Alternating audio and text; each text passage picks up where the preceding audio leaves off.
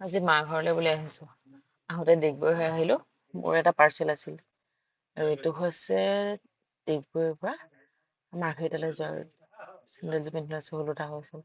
আৰু ইফালে এইখিনিতে তনুজ ট্ৰেভেলছৰ কাউণ্টাৰটো আছে। মোৰ ইয়াত পাৰ্চেল এটা অহাৰ কাৰণে মই ইয়াতে অকণমান সময় ৰ'লো।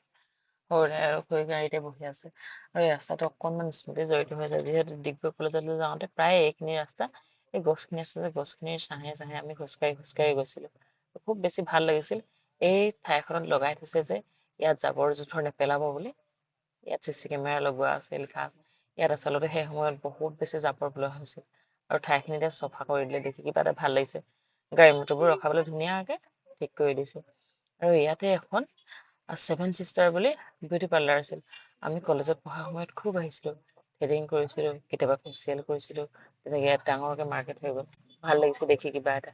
ছেভেন চিষ্টাৰখন আছে নে নাই তাকে এবাৰ চাই আহোগৈ। আৰু ইয়াতে HDFC বেংকটো আছিলে তেতিয়া, এতিয়াও আছে বাৰু ভালেই লাগিছে। যথেষ্টখিনি ডেভলপ হৈ গ'ল, বহুত দিন হ'ল ৰাস্তাটোদি অহাই নাই।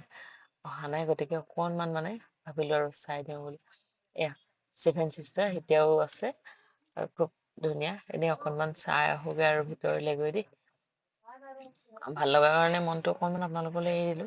আচলতে ডিগবৈখন অহা হয় সেইফালেদি, কিন্তু নমা নহয়। আজি আকৌ নামিয়ে দিছো যে সেইকাৰণে অকনমান ভিডিঅ' লৈ ললো আৰু। কেনেকুৱা লাগিছে জনাব দেই।